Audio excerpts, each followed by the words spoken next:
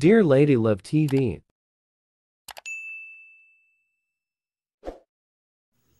One Night Deal with Mr. Billionaire. Tunghayan na po natin ang ikaapat na bahagi. Agad na napabalikwas ng bangon si Ella nang yumakap sa kanyang mukha ang malamig na tubig. Dumadaloy iyon patungo sa kanyang buhok at leeg. Napamura pa siya sa kanyang isip at nagtanong kung sino gumawa nun.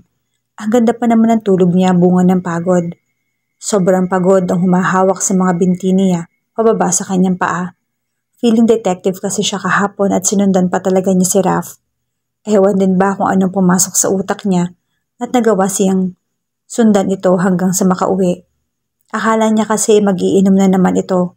Concern lang siya sa mga bata na hindi na naman sisiputin ng magaling nilang guro. Yes, yun lang talaga ang dahilan niya. Hindi pa talaga pwedeng concern lang siya. Baka kasi kung may makakaalam na ginawa niya, ay iba na naman ang pagkakaintindi. Wala siyang gusto sa lalaking yon. Wala talaga. Daig pa niya ang dancer na sumasayaw buong maghapon. Sobrang sakit ng binti niya. Hindi na kasi siya nakapagpalit ng flat na sandals. Nagmamadali kasi siyang lumabas nang makita niya nagligpit na ng gamit ang suspect niya. Iniisip niya kasi noon na susuntukin niya talaga si Raph kapag uminom na naman ito. Baka nga kalbuhin niya pa. Pero pasalamat na lang din siya na hindi ito lumiko ng daan. Yun nga lang, parang siya naman ang hindi makapasok sa trabaho. Sobrang sakit ng katawan niya. Hinayaan na lamang niyan dumaloy sa mukha niya ang tubig. Wala naman din kasing ibang gagawin niyon. Dahil sila lang naman ang mama niyang nandito sa bahay. Ma, aniya at pinahiran ng mukha. Bunga ng lamig ay nagising ang natutulog niyang kaluluwa. Mabuti naman at gising ka na. Malamig na tugon ng kanyang mama at pagkatapos nun ay padabog na sinara ang pinto ng kanyang kwarto. Tinapik niya ang kanyang noo. Iniwan siya agad ng kanyang mama na ganito kamiserable ang kanyang itsura. Binasa siya nito tapos iiwan lang naman pala. Hindi mo na ba ako mahal, ma? Tanong niya nang alam niyang hindi na masasagot ng kanyang mama. Muli siyang pumikit at humiga sa kama. Hindi mo na ba ako mahal? Nagmamadali siyang pumasok sa classroom niya pero hindi napigilan ng kanyang mata na sulyapan ang classroom ni Raph. Bakit kasi magkatabi pa sila ng classroom? Naging makasalanan tuloy ang kanyang mga mata. Nakadikwatro pa itong nakaupo habang hawak ang isang libro na parang fairy tale yata yung tema. Hindi niya masyadong kita kung ano ang nakaukit sa pabalat ng libro. Medyo tinatangay ng hangin ang basa nitong buhok at focus na focus ito sa binabasa. Kahit may ilan ng estudyante sa loob ng classroom nito, hindi niya alintana. Hindi niya alintana ang ingay sa loob ng apat na sulok na iyon. Tila nga ay naging isa itong musika habang minabasdan niya si Raph. Baliw na yata siya. Imbes na sa sarili niyang classroom siya papasok, ay pumasok siya sa classroom ni Raph. Abot hanggang tenga ang kanyang ngiti nang tahakin niya ang pinto ng classroom at kumatok pa siya roon. Pero hindi man lamang siya nilingon ni Raph. Good morning, Teacher Ella. Bati sa kanya ng mga bata. Ngumiti siya sa mga bata pero agad niya sinulyapan ng gurong sinabihan ng kasungitan. Nag-greet na sa akin ng mga bata pero hindi man lamang niya ito tiningnan. Padabog siyang naglakad pabalik sa kanyang classroom. Dahan-dahan sa paglabas, kids. Pahabol niya sa mga bata na agad nagsitakbuhan nang sabihin niya na pwede nang mag-recess. Kahit kailan talaga ang recess ang pinakapaborito ng mga bata. Kahit siya naman noon, kapag tinatanong siya kung anong favorite subject niya, ay hindi siya nagdadalawang isip na recess ang isagot. Totoo naman bakit kailangan pang mahiya? Dahan-dahan lang kasi. Ulit pa niya, huwag magtutulakan. Mabuti na lang at may palibreng pagkain na mabait nilang kagawad. Kaya parang mga nakawalang biik ang kanyang mga estudyante. Gustong magunahan sa libreng ice cream at spaghetti. Hayaan mo na. Natigilan siya na may biglang humawak sa kanyang braso at pinigilan siya na habulin ng mga bata. Hayaan mo na. Nandun naman ang ilang mga nanay at yaya ng mga bata Patuloy ng isang ginang na pumigil sa kanya. Bakit hindi ka muna kumain? May ibinigay si Kagawad sa'yo. Ang sarap ng ngiti ng ginang habang hawak sa kabilang kamay ang isang plato ng spaghetti at hinihila siya pabalik sa loob. Tila kumakawi sa kanya ang ngiti nito at hindi niya magawang tanggihan. Bago siya tumango ay nilingon niya muna ang mga bata na naghihintay, mabigyan ng pagkain. Marami rin namang nag-a-assist sa mga bata at hindi talaga kailangan ng tulong niya. Sumunod na lamang siya gusto ng ginang. Birthday na kagawad, pupunta ka ba? Invited daw lahat ng mga nagtatrabaho sa barangay eh. Panimula nito at nilagay sa mesa ang plato. Ngumiti ito sa kanya. Kahit medyo naiilang siya ay gumanti na lang siya ng ngiti. Hindi niya kilala ang ginang. Ngayon pa lamang niya ito nakita. Pero siguro kasama ito ng barangay kagawad nila na tumutulong sa pagbibigay ng pagkain sa mga bata. Titingnan ko po kung makakapunta ako. Tumango ito at sumuliyap sa bintana. Ang dami pa ng mga bata sa barangay natin ano? Nung huli kong bisita sa daycare center ay konti pa lang yun eh. Kaya pala 2 na kayong teacher ngayon. Habang kumakain ay tumango siya sa ginang. Medyo weird lang talaga na hindi naman niya alam ang pangalan nito. Pero kung makapagkwento ang ginang, ay parang matagal na silang magkakilala. Ako nga pala si Nila. Humarap na ito sa kanya. Diyan lang ako sa kabilang kanto nakatira. Humingi kasi ako ng kaunting spaghetti kay kagawad pero inutusan akong bigyan ka ng pagkain. Hilaw siyang umiti at nagpasalamat. Ano ba yan? Parang kasalanan ko tuloy kung bakit hindi siya nakakain. Bulong niya. Binuksan niya ang lunchbox niya at kinuha ang kutsara.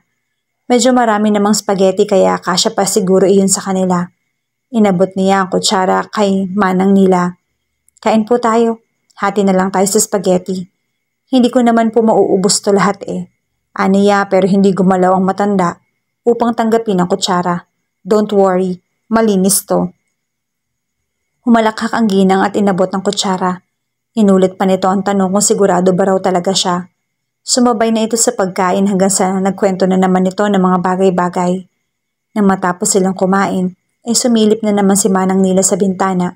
Pagkatapos ay kinalabit siya. Tinuro pa nito si Raf na parang ang binata na naman ang naiisip nitong gawing topic. Ang pogi no? Nito at humagikik. Seryoso? Hindi kaya crush nito si Raf? Kilala ko ang batang yan iha. Sobrang bait niyan. Tumangutango siya. Mabait nga po. So sobrang bait nga ng lalaki na yan, pumasok yan sa trabaho ng lasing. Bulong niya.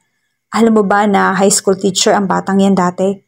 Kaso nabigo sa pag-ibig, kaya hindi na muling nagtrabaho. Ang sakit palang magmahal. Tumangutango siya.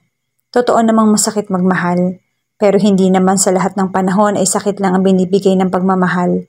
Minsan nga nagbibigay ito ng inspirasyon sa mga tao. Inspirasyon upang mabuhay at inspirasyon upang magbago. Pero minsan din ay ang pagmamahal ang nagiging dahilan kung bakit nagiging masama ang mga tao. Minsan kasi dahil sa pag-ibig ay nakakasakit na ng ibang tao. Minsan din, ang taong in love ay kayang manakit ng tao upang makuha ang kanilang gusto. Nagiging makasarili. Gaya na nangyari sa kanila ng best friend niyang si Melay. 5 taon na rin ang pagkakaibigan nila ni Melay. Mula nung junior high school pa sila ay kilala niya na ito. Naging kasama na rin niya iyon sa mga school projects nila pero hindi pala talaga sila masyadong close noon. Na mag-senior high school sila, doon mas lumalim ang kanilang pagkakaibigan. Mas naging malapit sila. Ito palagi ang kasama niya. Ito palagi ang nalalapitan niya. Kasama sa mga lakad, kasama sa mga araw na importante sa kanya. Halos kapatid na nga ang turing niya kay Melay.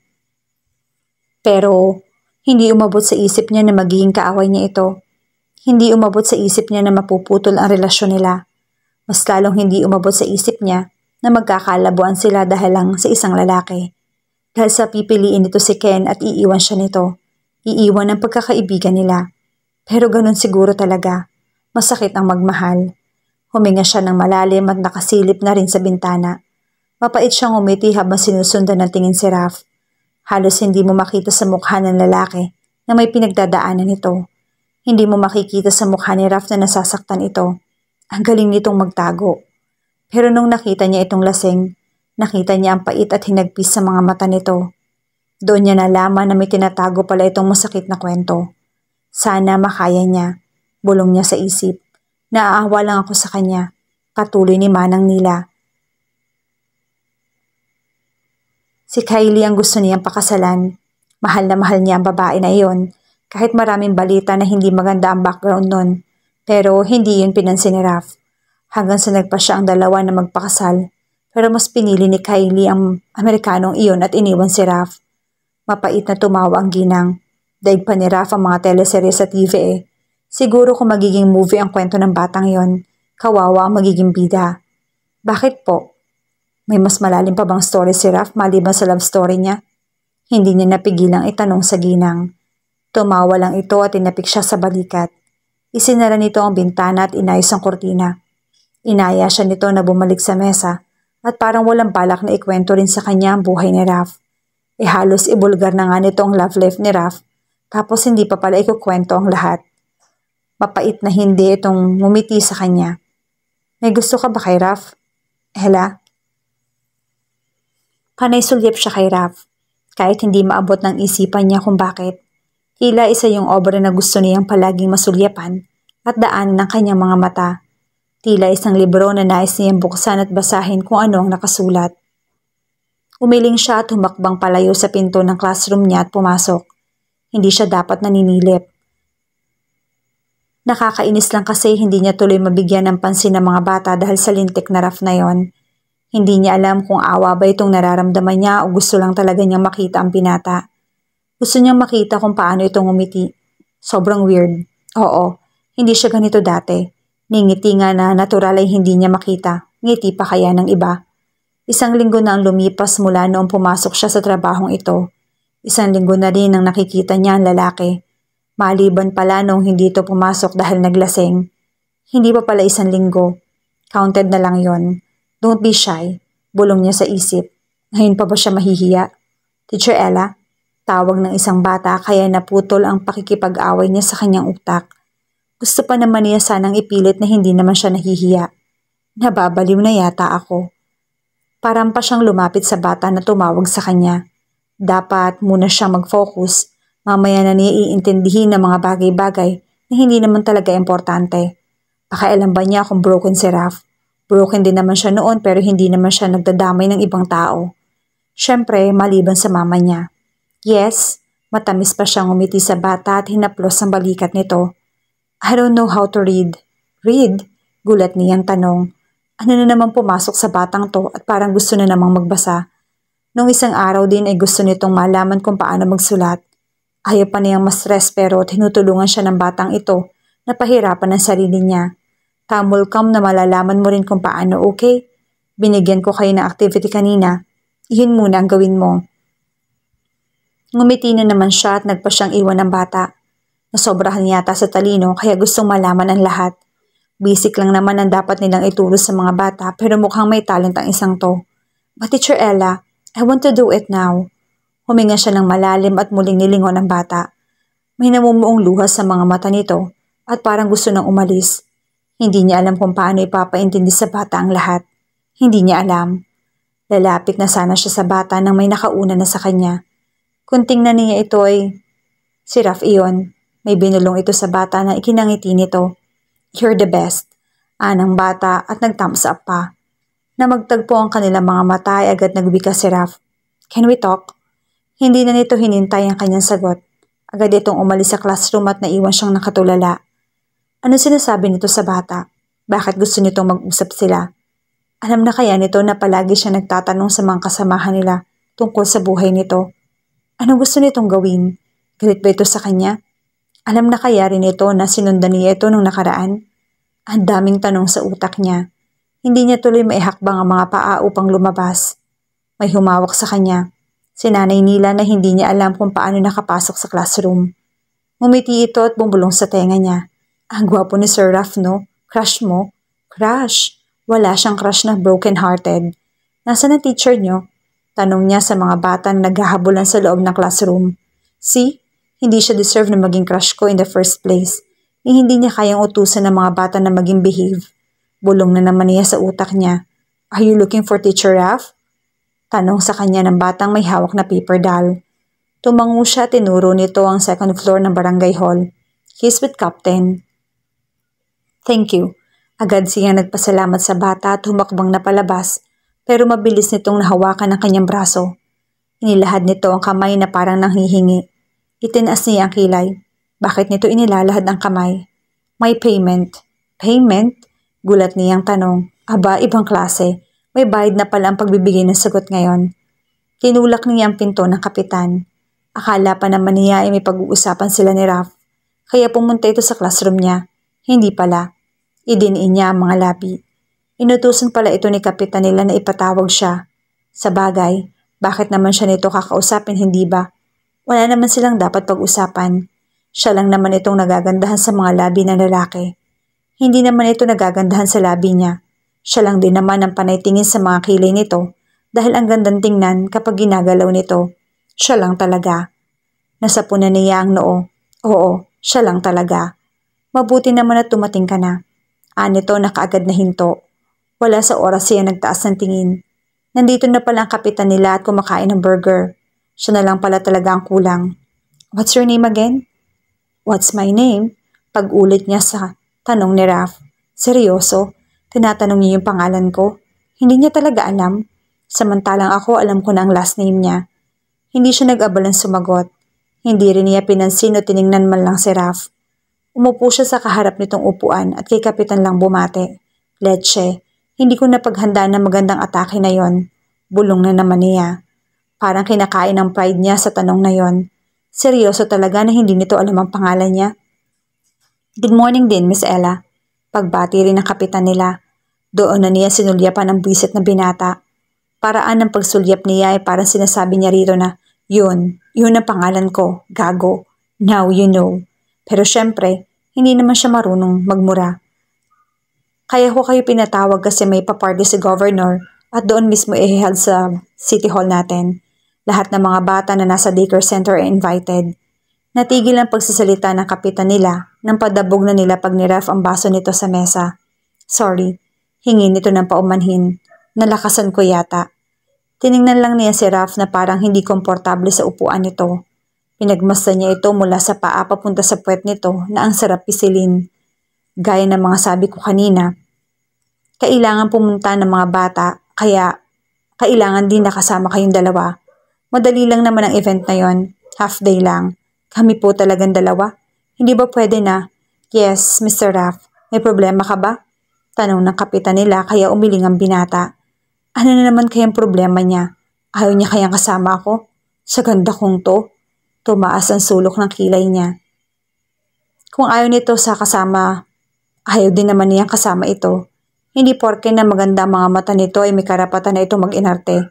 Siya nga na malaki ang ebidensya na maganda siya ay hindi naman siya nag-iinarte. Okay, Kap. Sabay nilang saad. Nauna siyang lumabas ng opisina. Parang hindi siya makahinga ng maayos sa loob ng kapag nandoon si Raph. Puro na yata carbon dioxide ang nasa loob ng opisina. Hindi naman talaga siya naiinis sa ideya na yon. Hindi siya against sa pagkakasama nila ni Raph. Hindi naman issue yun eh. Kaya sobrang arte talaga ng Raph na yon. Hindi man lamang hinintay kung aayaw ba siya. Bigla na lang nag-decide. Dito na ang batas. Kahit papalitan niyo si Duterte ngayon din, wala siyang pakialam. Padabog ang bawat hakbang niya nang nasa hagdan na siya. Para talagang may apoy sa dibdib niya at daig pa niya ang bulkang mayo na nag-aalboroto. Sumisikip ang dibdib niya tuwing naiisip ang biglang pagreklamo ni Raph at ang pagtanong nito sa kanya kung ano ang pangalan niya. Napaungol siya dahil sa iritasyon. Marami siyang alam na salita upang i-describe sa mga ugali ng tao, pero ngayon ay wala siyang mahagilap kung anong salita ang maaaring i-describe niya sa lalaking yon. Parang lahat ng negative ay bagay na bagay kay Raph. Wisit, aniya habang pababa ng hagdan. Pakialam ko ba kung hindi niya alam ang pangalan ko, diba? Hindi naman ako writer na pag-aaksayahan ng panahon at iiyakan dahil hindi niya ako kilala. Bawat hakbang niya pababa ay gumagawa ng ingay. Lalo na dahil suot niya ang pinakamahaba niyang heels. Wala na siyang balak na subaybayan ng bawat galaw ni Raph o hindi kaya isundan ito dahil natatakot siyang uminom ito ng alak. Wala na talaga akong pakialam. Kahit pagawin mo swimming pool ng mga hard drinks, let's ka. Nabitin sa ere ang linya niya nang biglang may humawak sa braso niya na itinaas niya kanina upang magkunwari na may itatapon siya. Diyos ko, mukha pala akong baliw. Don't say bad words. Hindi siya lumingon. Alam niya na ang reklamador na si Raph ang pumigil sa kanya. Bitiwan mo ako. Matigas niya sabi. Talaga? Don't say bad words? Parang nakalimutan yata nito na pumasok ito ng lasing. Sino sa kanilang dalawang bad influence? Hindi ba talaga pwede na ikaw na lang ang pumunta bukas?